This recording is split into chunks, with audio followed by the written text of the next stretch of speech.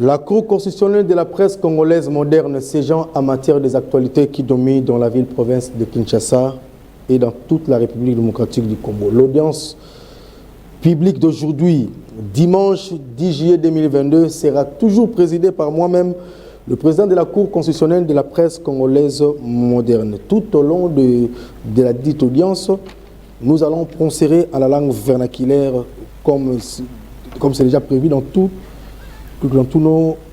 nos audiences publiques.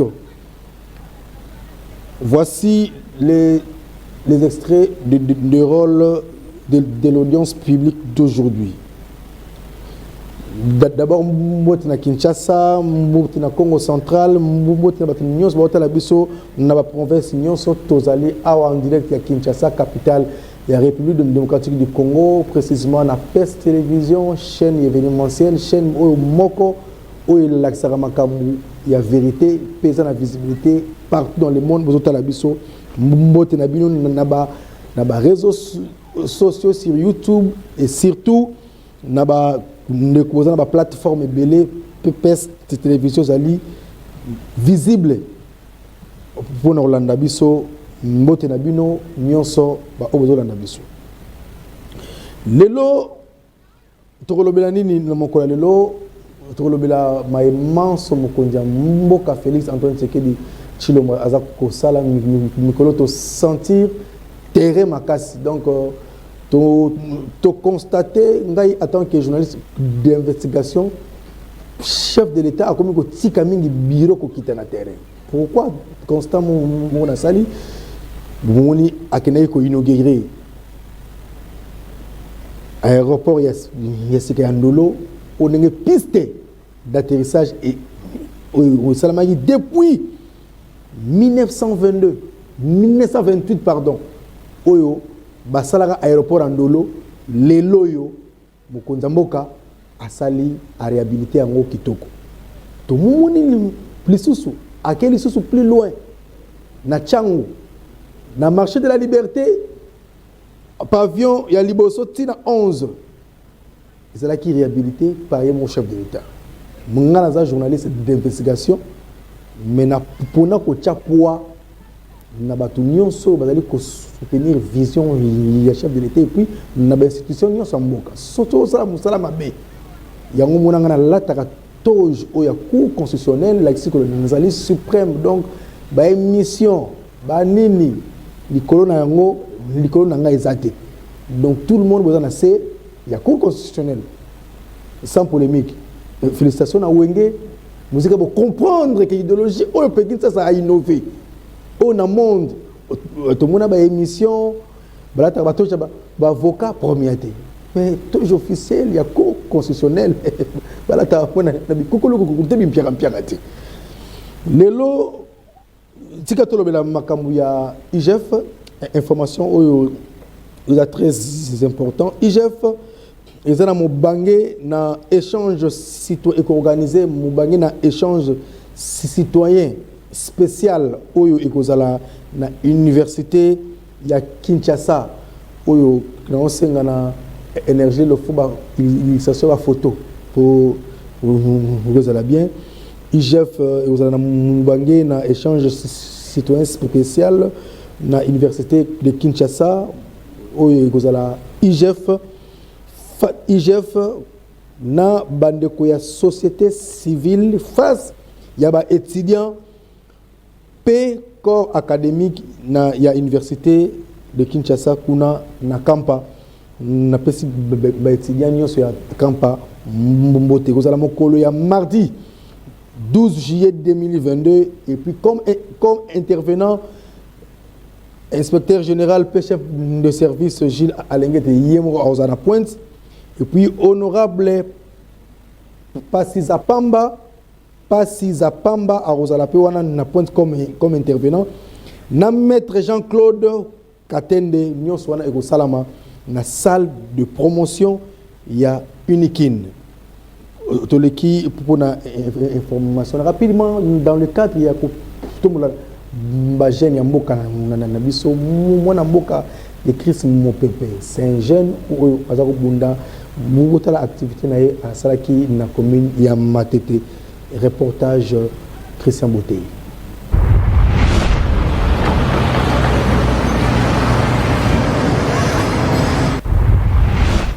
Bisobana mike, tosangani lelo, tolobi tetika tobongisa, tolukalisa mabayaya na biso bakolo, bato akonse koye.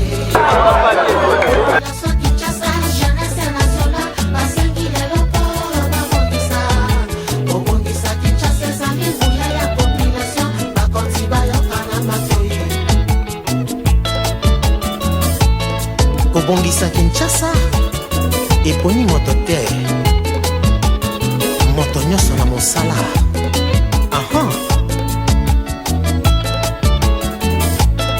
Oyo capital kitoko Kinshasa tobongisa pe yango. Biso bana mike tosangani lelo tolobi tetika tobongisa tolukalisa mabayaya na biso bakolo.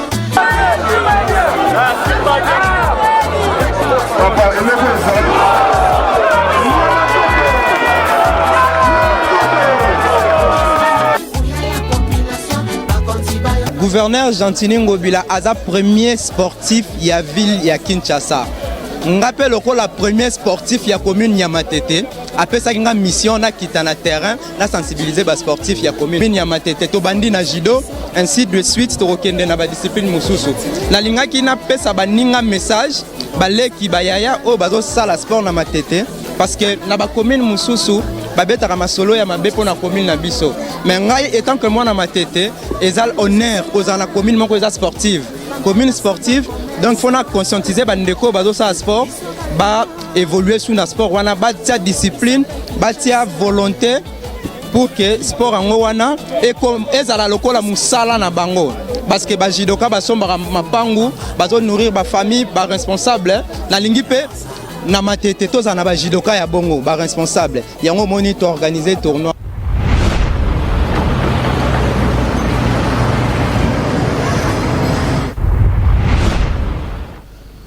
Merci beaucoup. Wanazalaki mon amboka de Chris mon pépé na niveau ya commune ya Matete Musala kitoko na ye toleki to kendaki wapi epai sika to solaki na président Fabrice Kelani oyazali président ya parti LTD yep alobelaki soutien na la FARDC dans le cadre toujours d'accompagner aussi la vision du chef de l'État Félix Antoine Tshisekedi. Chichilombo, reportage.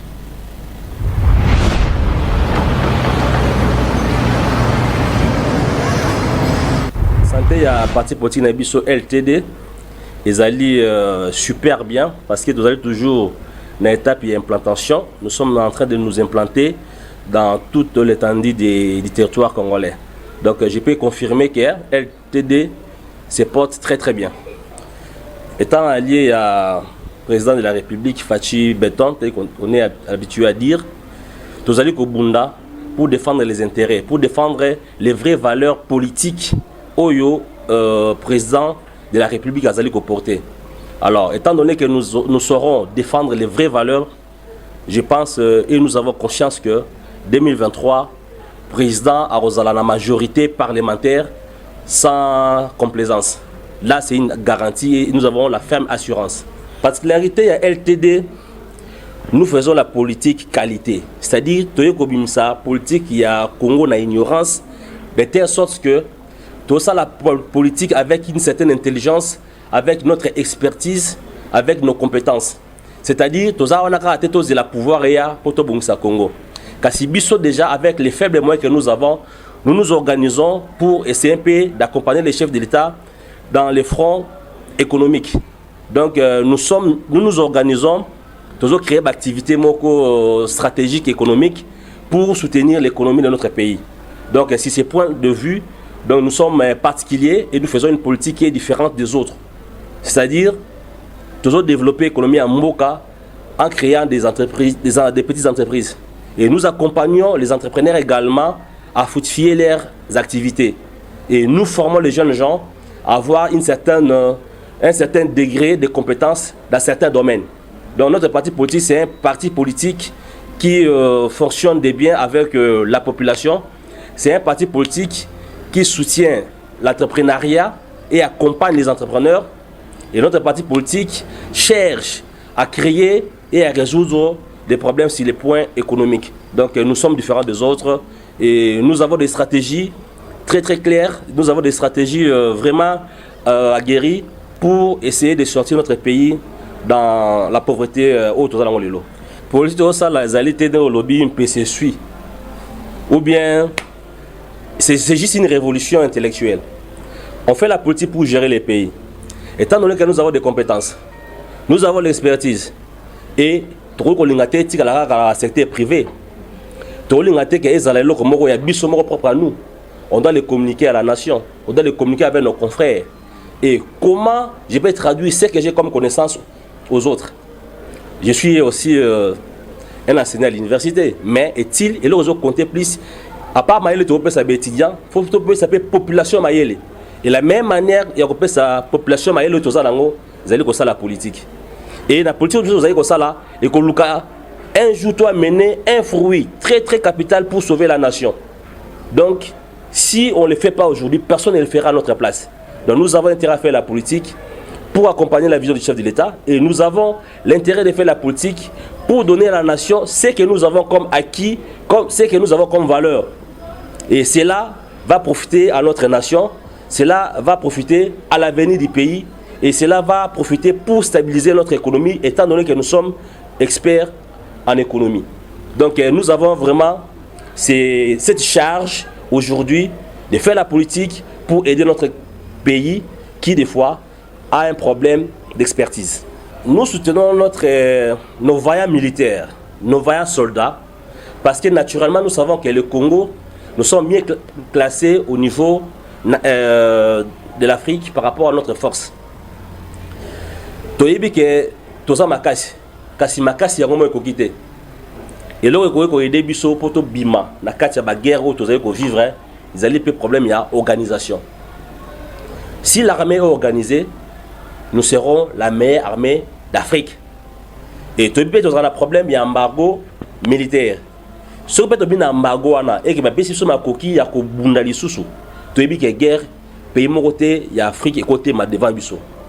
Alors nous continuons à soutenir les FARDC. Et puis, le commandant suprême qui est le chef de l'État. Nous sommes derrière eux. Nous allons accompagner moralement. De manière globale, ce ne sera pas, on peut s'en conseil pour que l'armée continue à s'organiser.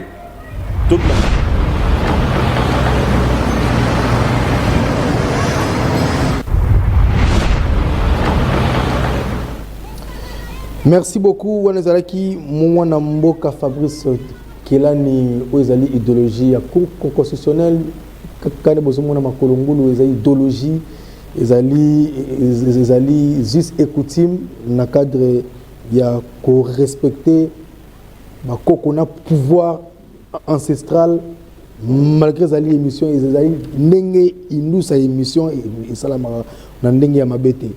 Avant de faire un élément, il y a le ministre Laetitia Benakabamba, le chef de l'État et le très important.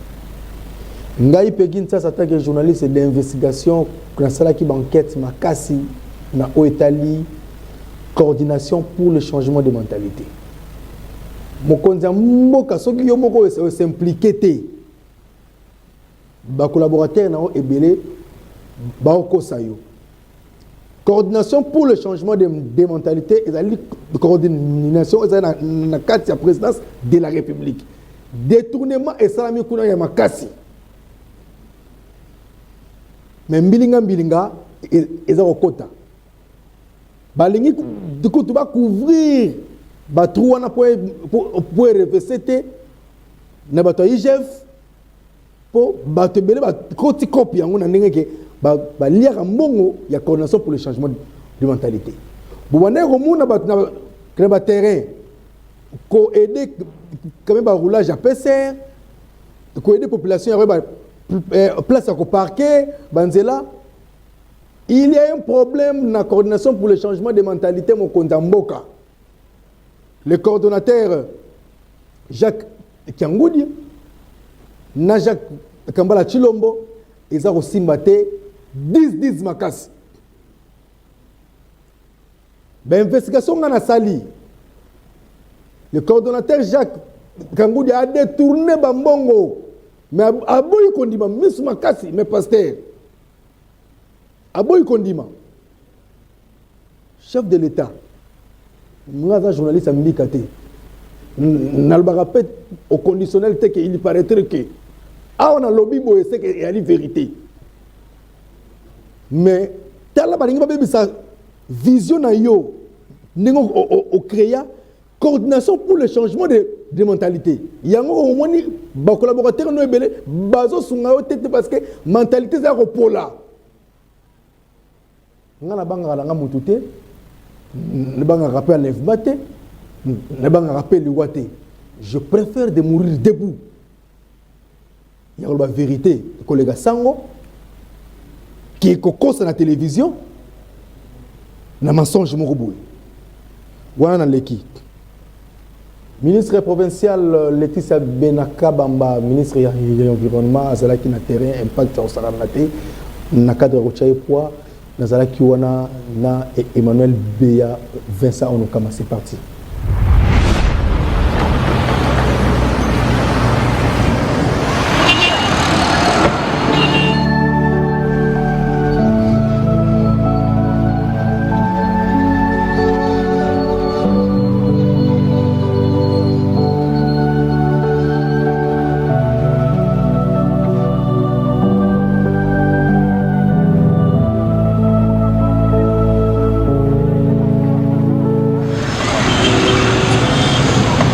Excellence, Madame la commissaire générale en charge de l'environnement. Nous avons tenu absolument à pouvoir poser un geste qui va devoir rentrer dans le cadre de la journée mondiale sans sac plastique, commémorée au niveau mondial, comme je l'ai dit au début, partout dans le monde. Et donc nous allons partir de cette place-ci jusqu'à quitter mon magasin et je profite de l'occasion pour sensibiliser les uns et les autres à pouvoir poser un geste éco-citoyen responsable.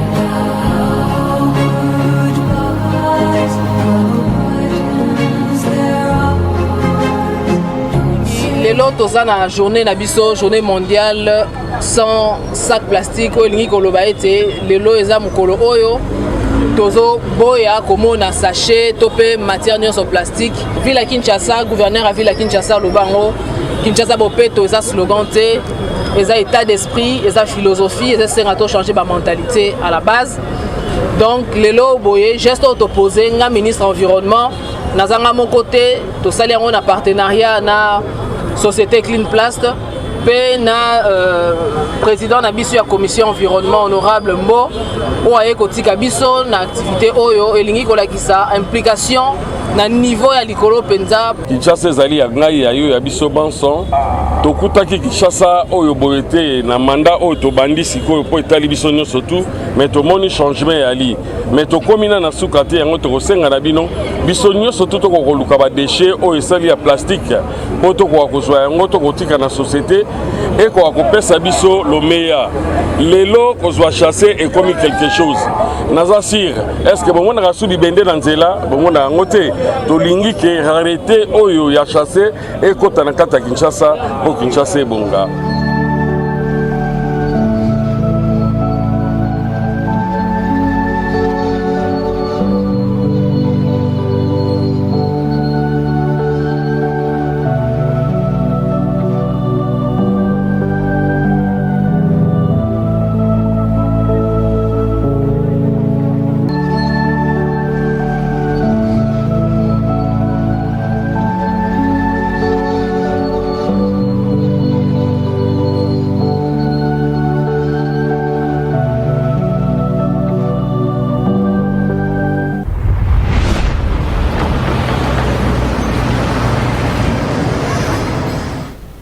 Mesdames, Messieurs, chose promise, nous avons une introduction et une émission où il exclusivité. Vous avez partout dans le monde, nous avons Mboka, Landry Bisidi Chilombo, Ndoi Yamokonzi, Oyo, Azali invité na biso principal, Troso la Makambo Belé, ba question yanga ba réponse yaye, Bubo Zapete Makambo Awa. En tout cas,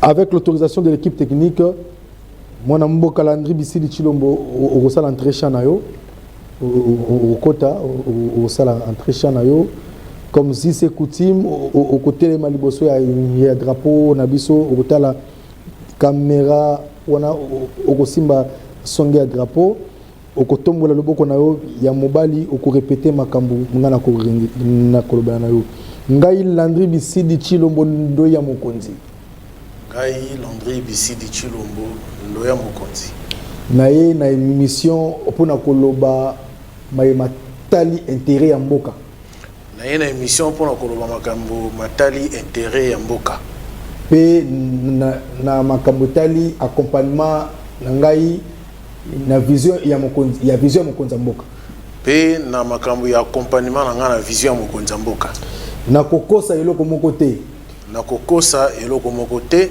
na koloba bebo solo vérité ndé na koloba na émission na koloba bobele bo solo donc vérité né na émission. Merci beaucoup, merci beaucoup. Alors sans plus tarder avant tout vendre to sur la makasi mungotala élément oyo tiré na bande na biso ya lingala facile reportage nini mwana mboka Landry Bisidi Chilombo Azaro sala na terrain. C'est parti.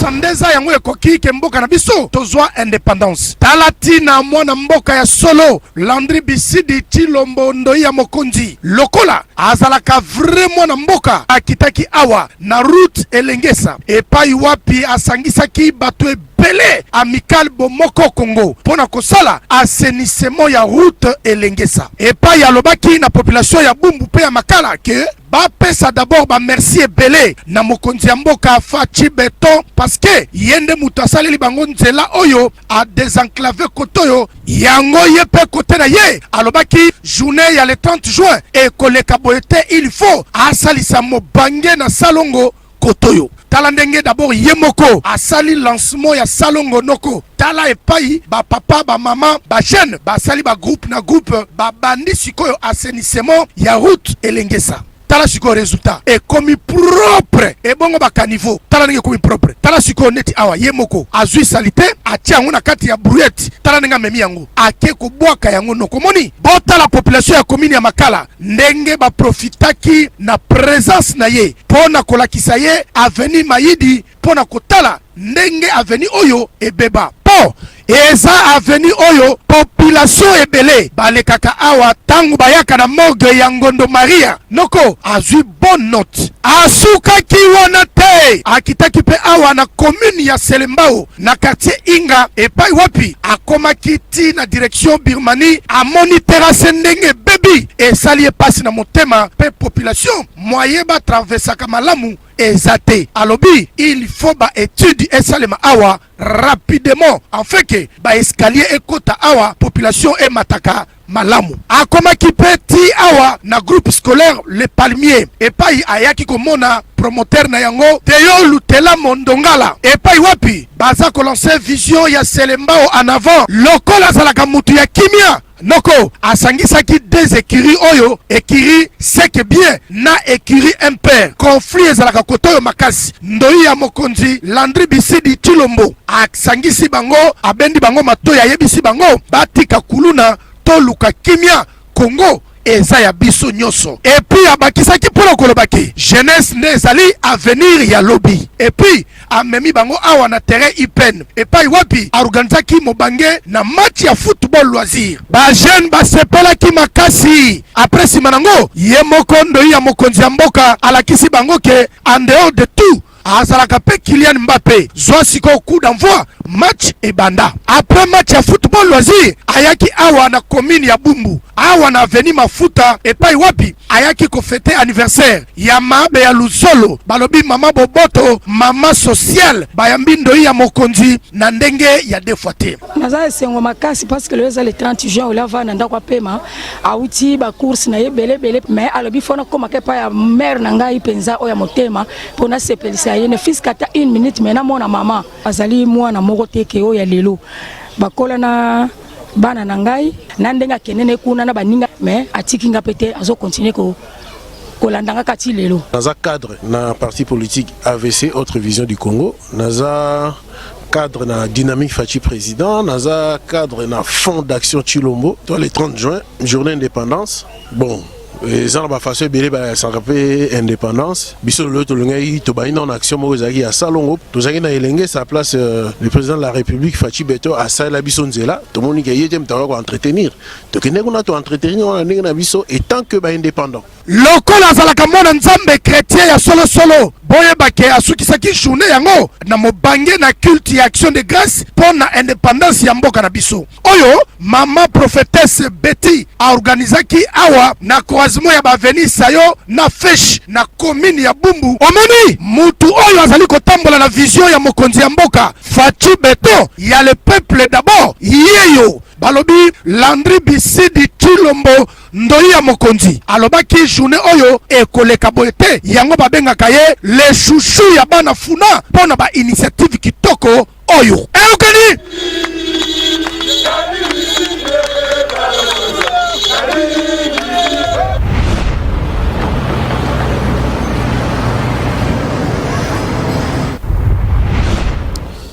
Merci beaucoup Énergie Lelo, merci beaucoup une équipe technique Mobimba, Yapes Télévision d'a profiter, n'a pas ça. Grand merci na Nzuzimbala, Jonas Minga et sans oublier JC Mavuba, Chimambala, na Elohim Tunga na cadre idéologie, Bino na Pesibino. Merci Kankou Kabasele na Nobo Sanarate, na cadre toujours. Ya kosala musala kitoko ba oyo équipe nangai oyo eza kosala musala po ete émission bomona ngo kitoko na ba norme nyonso. Merci beaucoup na PES Télévision et surtout na DG Patrick Chioyo oyo pesa confiance malgré kalamingi te bomona émission olata lele ya sika na magie ya DG Patrick Chio et l'on a partenaire oyo kala mimité masolo Evan Sankunga pays idéologie nazana sewa yombela bino lisusu malamu tosola na mwana mboka Landry Bisidi Chilombo mwana mboka boni. Oui, madame, boni. Santé calme, hein? Santé ça. Oui, rappel ça va ou bébé ça va. Le loso qui tu de définir Landry Bissili Chilombo ndoya mokonzi to kolobani. Landry Bissili Chilombo aza congolais, abotami na Kin, congolais des pères et des mères. Bon. Abotami na Kin. Qui a bêti moi tout ne ba jeune sur bakena poto to se former to zongi siko poto tiape loboko na développement mboka. Landry Bissili Chilombo ndoya ya mokonza mboka lelo toyambi yo po ozamba casquette bele ni yo moko omikota liboko na mochopo bimisa ba casquette na oni nyonso oyo ozali poto bana kopanza teke sikoyo. Oui, nazana ba casquette ebele. Casquette ya liboso oyo ezongaki na nga Kinshasa eza casquette ya Dynamique Fachi président. Oyo eza Asbel eza plateforme et campagne et Salamaka depuis septembre 2018 à Bruxelles pour nous accompagner Mokonzi Mboko Tozane Lelo à l'époque as un candidat. Donc et Salamaka un objectif toi accompagner et je pense que objectif en est qui atteint. Et ali mouvement il y a des jeunes il y a diaspora ou de loin dans les réseaux sociaux Tozane qui est vraiment présent. Sur le terrain, la délégation Utagi Poto Yaki et il faut faire partie aussi de l'équipe à campagne à président, ou moyen d'abango par-ci par-là. Dynamique Fachi président, et ça a président comme au hasard président au Kambabiso, au hasard le ministre à hydrocarbures, maître Didier Boudimbu. Kunanga naza chargé de la communication et mobilisation. Rwanda Dynamique Fachi président dans l'une de mes casquettes. Dans la casquette, il y a parti politique, où il y a autre vision du Congo. Parti où il mis depuis 2016. Maintenant, il a adhéré en 2019. Autre vision du Congo, où il y a AVC. Autorité morale, il y a toujours maître Didier Boudimou. Parti allié. Il y a IDPS. Casquette Moussoussou, nous avons un fonds d'action Chilombo. Ezali Lisanga, il y a Bana Mboka, Oyo, Sepeli, ensemble avec nos partenaires, va mettre en pratique vision, il y a chef de l'État. C'est-à-dire, place gouvernement Koko Salate, ensemble, nous avons président de la République. Donc, qui la misala pour être social et peuple congolais, et ça malam. Tous en arabe, en anglais, Rise and Blossom. Wana ezal asbel susu, mais ce qui pas spécialement dans les personnes vivant avec handicap. Donc, on a 4 casquettes on a tambola nango, o noya mokonzi. À incarnaka quand il faut. Mais sur au Cameroun, na 4 casquettes. Mais c'est facile. Nous avons indispensable été la Dynamique Fachi président. Nous avons chargé la communication et mobilisation, c'est-à-dire nous avons un CG, nous avons tout un comité. C'est pareil pour la partie politique. De même, dans le fonds d'action, où il y a un pasteur Jacques Chilombo, Kambala Chilombo, c'est pareil. Dans l'arabe, Rise and Blossom, nous avons numéro 1 A, mais présidente à Londres, Madame Coco Kaninda. Donc c'est facile parce que nous avons indispensable été. Ils ont une équipe où ils ont bien organisé, bien structuré. Donc c'est ce que nous avons awa et que baninga musuba sala musala mogo ils ont simultané en tout cas qu'on dérange. Mais kombo ya ndoya mokonzi wana ndomona katozo kaka basango bayema ndoya mokonzi okitabo ndoya mokonzi c'est quoi en fait que ndoya mokonzi poza chilombo to ndoya mokonzi ekomi slogan to structure mususu ko tozo kaka boy mutu mususu ola bengo Landry Bissidi Chilombo ekomi kaka ndoya mokonzi tout court. C'est quoi en fait na likambo ya ndoya mokonzi ndoya mokonzi au départ ezali non par rapport ya Kombo parce que le roi comme on a Chilombo naza Chilombo président de la République aza Chilombo baninga na dynamique ertozo kutana spécialement mon frère Dado Etambe ndaba na obenganga Noïd chef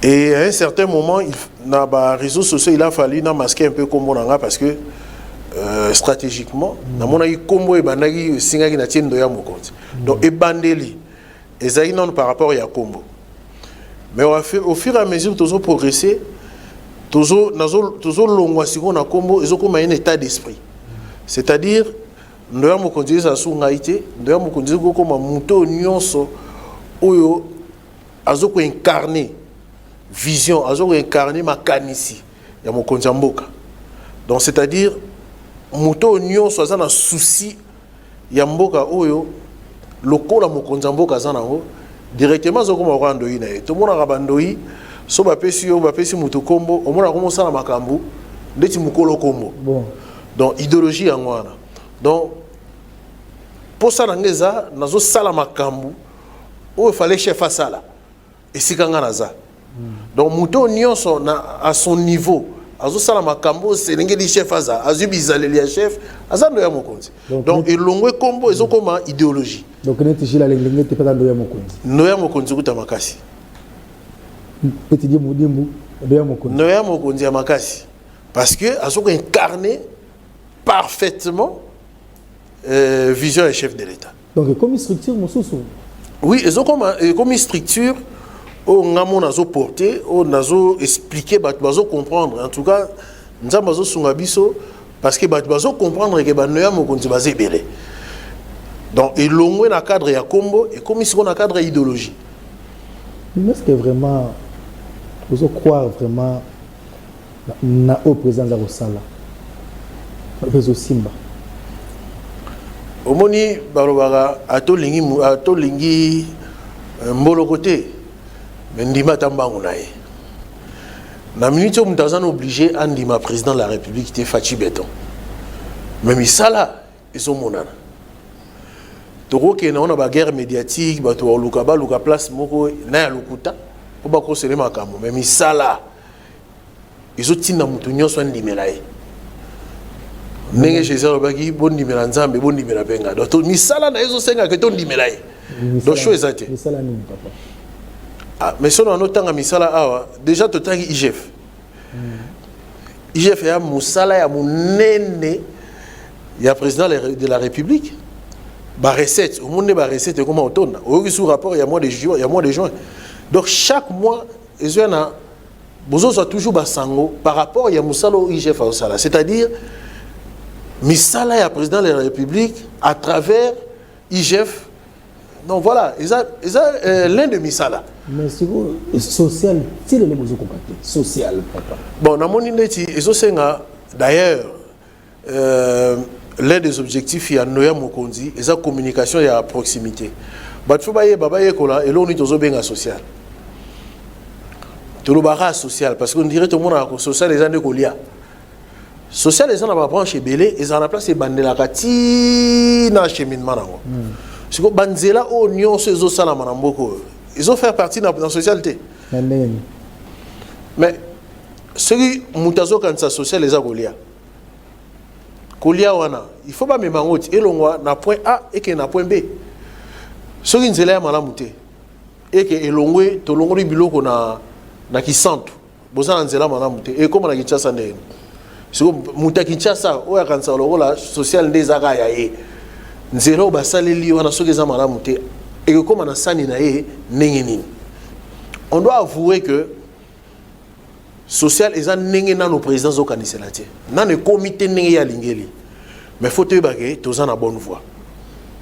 Mais na o nyonso o sali bande bandeli ya mandat ya Faci na ba 4 structures oyo za nango o nyonso eza englobé na soutenir le président de la République. Vous croire que na wani nyonso o sali beaucoup réussir ko faire relire sous le président de la République en 2023. Mais réélection ya président de la République est prévisible.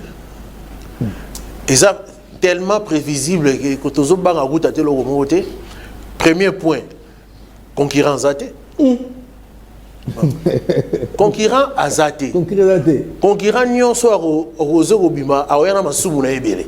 Oh, awena masumu ebele. Fayulu azali. Masumu ebele. Muzitu pe azali. Ah? Muzitu azali. Masumu ebele za na sima mkongo naye. Moise Katumbi azali. Moise Katumbi azali. Masumu nini? Ta ba nyoso otangela ngana oyebi gérance ya Katanga. Tu es gérance à Katanga. Masumu ebele muzitu to lobate. To lobate et tika peut-être comme commissionnaire à Bandako. Tu es bien ou bien. FCCP et bien qualifié. Tout le monde Kewen. FCC comment le voilà sous une église mutazo tangelo komba Satan. Ah, ezako za na Congo ba tangelo komba FCC. Ah. Bien que na mukile sana batu ba betaka tolo ke azanganga azani mosala Satan azani mais baza mingite. C'est pareil na FCC. Pour mutu ebi ke za na betu bere ba député bere bazana même ba no sala élection. Batika jamais au beta le solo ke baza ba FCC. Parce que ba yebi kilo eza na kati ya komona FCC ndeni nini ko benda eza na puissance à pesantere ndi ça baza muke o ba asuma mais to zo mona ba ce que énergie la soni biso na ba image de Emmanuel Beya ozo kita na ba terrain to le to monio na chango le to monio na Selembao to monio boum ozo lukanini lobe kuma so lobe kuma député o toni et puis position ne te comprend en côté. Ils comprennent en côté. C'est la position de côté mon pote ah monter de mon la boya. Ali ngacha li ba place au boy. Mais to maîtriser yote. Bumbwe, Selemba we, nyo sukaka yo. Kasi ndo ya mokonzi yango na te. Bono ya mokonzi aza mokonzi ya bumbu. Aza mokonzi ya Congo te. Donc idéologie à tous na communication et à proximité. Donc to okende partout. Toujours qu'on est partout et c'est lui qui expliquer population que Maramsou ba sarabino bako sarabino. Pour ça ya président eza penza boye. O esa sali ndambo ngo yango. O etikali ya sala yango. Mais o pe sala magité eza pona oyo. Population za la besoin ayeba yango. Soki biso to sali yango te. Soki na sala yango. Soki to suka na kasavu. Mais toujours comprendre des POT. Na ba descente na yo. Tu constates que les gens qui ont des casquettes et AVC. Tout le monde pour l'AVC, on a plein d'AVC. Tout le monde est moussou. Aux autres qui la proximité, oui. Mais c'est que les 3 autres structures, ils ont des casquettes. Ils ont bimaté. Au moins, que aux autres, la mingi AVC par rapport à la dynamique, par rapport à la Fonds d'action arabe. Bon, ce que tu bien, au monde d'ailleurs, même dans le cas de AVC, on a incarné dynamique Faci président. Donc, on a dynamique Faci président. Mais dans AVC, on a secrétaire national chargé de la sécurité, défense et droits de l'homme. Donc, dans un cadre. Donc, ils ont droit et l'obila parti nanga. Mais dynamique président na tambola ne lo remonter zanga dynamique. Sur Otali, que ce soit ma banderole, sur AVC na gauche, dynamique na droite. Donc, je respire la dynamique Fachi président. Fonds d'action, strict na niveau de Zanango, nous avons pandi en makasité. Donc, d'ailleurs, tout à l'heure, nous avons préparé la sortie officielle. Donc, après sortie officielle, nous avons sous puissance, il y a fonds d'action Chilombo. Mais tout le monde peut te belé bayaki. Pour te dire, camarade, il y a dynamique Fachi, président. Bazonga pour babi que Mudimbo solo la te. Bazonga la kanda, balongwa na bango. Il y a solo to lokuta et puis éclaircir bisono de masa bazonga na kanda te. Réalité zébélé. La réalité c'est belé. Bon, on a appelé ça poste. Voilà. Donc, on a vu que baninga bazonga na kanate. Ba raison eza multiple. Mutamtana raison familiale et ali. Eza ba raison mususu professionnelle aussi. Mutayena musala ti ayaki pour un moment. Ba congé na esili. Aza obligé fazonga. Deux ans, la raison stratégique, parce que dynamique Fachi président est notamment à Bruxelles. Donc, à Bruxelles, il faut diaspora, ils la contrôler. Nous avons contrôlé en élection, nous faut contrôler en 2023. Donc, stratégiquement, Baninga Moussous Bakenda. Bon, ma solo à gauche et à droite, en tout cas, on a yebi logiquement, il y a un batu Moussou Bazana, Mama Bana. Oui, ça que avant atika moi mobile na bana poto. Donc aza obligé à zonga. Muso saza papa pe abana ne ba yokani na madame et sengeli ke a umela ta zonga. Ba okanga ite. Donc ba raison ça est belé mais il y a kanda en tout cas ngana ebi ata mokote. C'est vrai sa famille ma camion tout ça ba tinso bazana ngo d'accord té. Mais OK azongi na kana non. Ba tout au solo la ka tous en bon terme. Et puis, il y a une activité qui prévoir côté à Bruxelles, au monde, il y a une auto bango si le lo bazali. Tout que non côté fond d'action Chilombo, bazo comme biso déjà que ba obani ba s'adhérer ba osala ndengeni bureau zawapi et puis côté les sous dynamique Fachi président et Zagreb pour na diaspora kuna to de comme super na Chikapa na Congo central na bande à cause s'adhérer par rapport à vision dynamique Fachi président est très bien implanté dans Congo. Toza, si je ne me trompe pas, Togo comme attend dans 12 provinces où Toza vraiment implanté dans siège et bani qui sont OK place Bomoni ezali où ba membres bali ils se réunissent de temps en temps. En tout cas, très très bien placé. En Europe, tout ça, la plus grande partie est en Belgique, tout ça, la représentation en France, tout ça, la représentation en Scandinavie, tout ça, la représentation en Irlande. Donc, ils ont, en tout cas, ils ont même en Afrique d'ici des représentations, ils ont très très bien installé. En tout cas, 12 à 13 provinces sous la sanité, dynamique Fachi président, ils ont bien représenté. Donc, bateau bazar partout. Bah recontacter biso d'ailleurs tous en la page dynamique Fachi président où nous sommes au coma poids adresse il y a place Yaza pour ça se retrouver on est là. Bonne fond d'action. La fond d'action par contre non nous pandi GT c'est-à-dire tous en on a niveau il faut d'abord tous les gars tout présenter en la population tout ça la sortie officielle la présence il y a Yemei surtout ça la sortie officielle en ce moment là tout gros nos panza mais stratégiquement, la représentation est allée, mais d'une manière, il y a mon cousin. Mais tout le monde qui est qui t'a écouté avant le gouvernement à ça quelque chose. Oui, justement, on a vu sur Tozali, mais il faut tout officiellement, présenter le programme, ce qu'on veut réellement faire. Donc, Auto Salaki, c'est parmi les objectifs, on est Fonds d'action, Togo Salama Kambu. Toujours on a visé chef de l'État, mais place gouvernement au Souka, biso na ndenge na biso na ba stratégie na biso to koyi kolanda to sali une partie to remplacer misala gouvernement mais ce gouvernement ça na retard à 1 minute et que population ça na pour ça il y a assistance rien que koya ko tala ko pesa mbote ko encourager bandeko je pense qu'on est là pour le faire ndoya mokonzi mikoto zo kuma banga trop ba mise bazo boa ko trop ba musicien ba théâtre ndoya mokonzi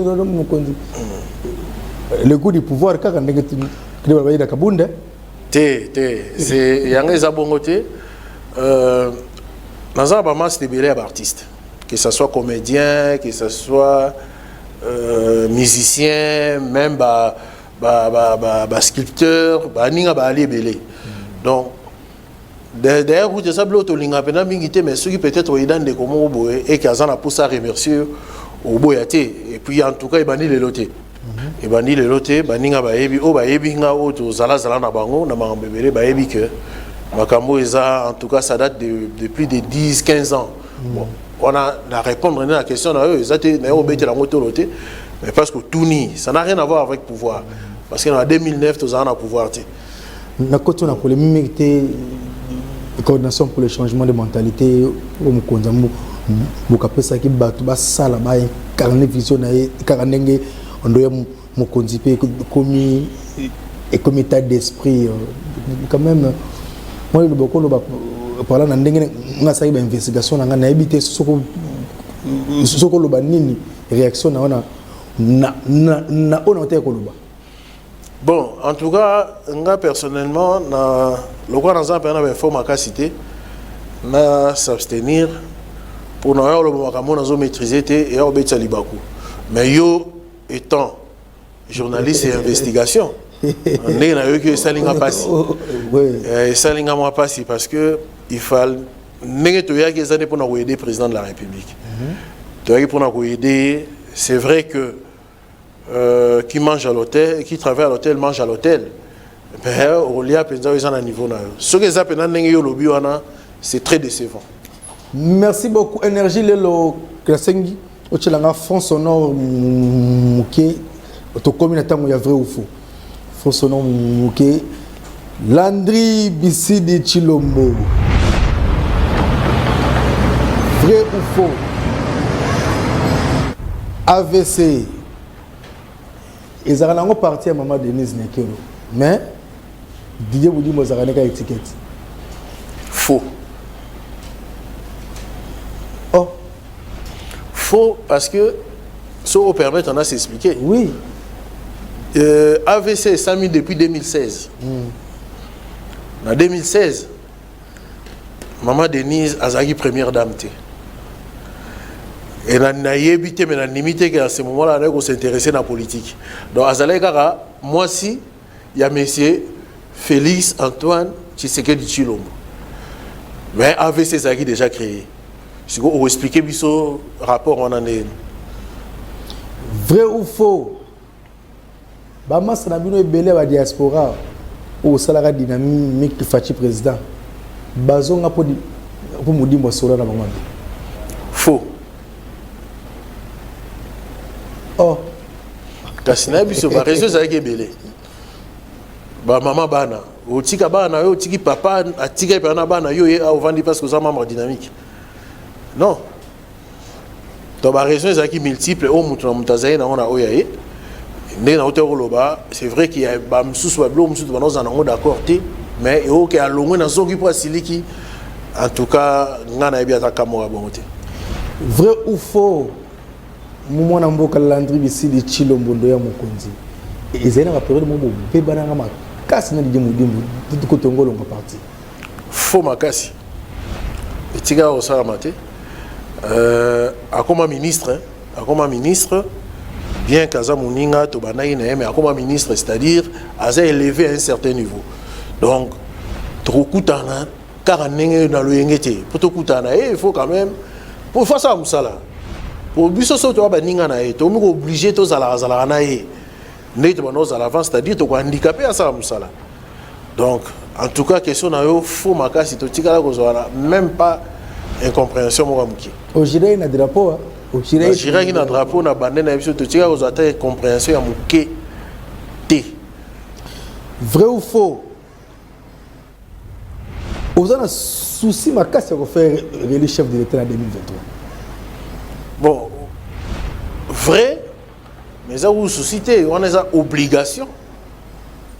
Donc on a une obligation, il y a que faire élire Fachi Béton. Il faut assis sa vision, on a été mandat on est qui nam na mikakatan.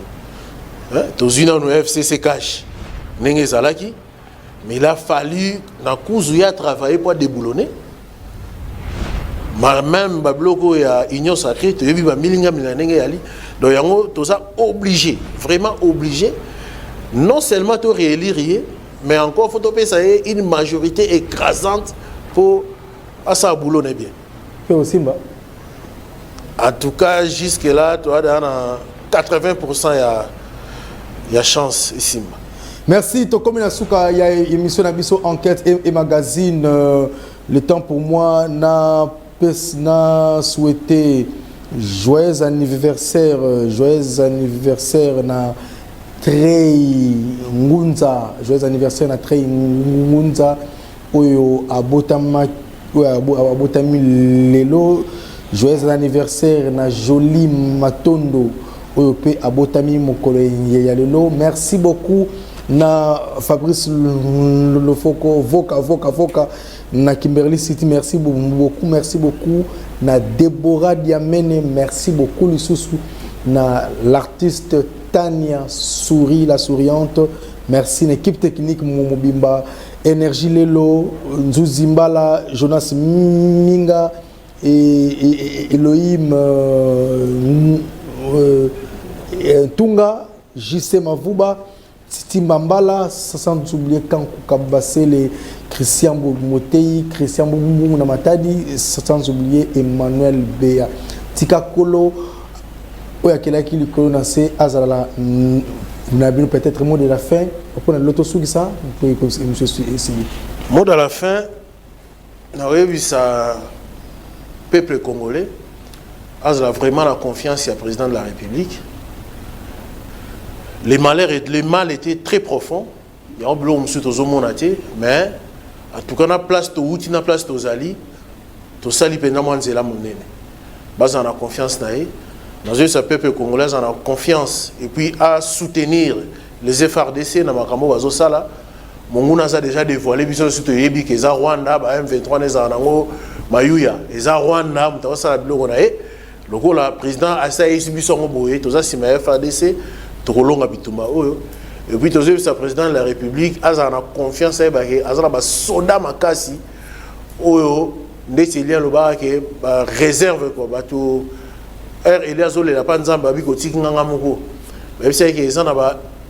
plus de 5000 prophètes le président faut que soldat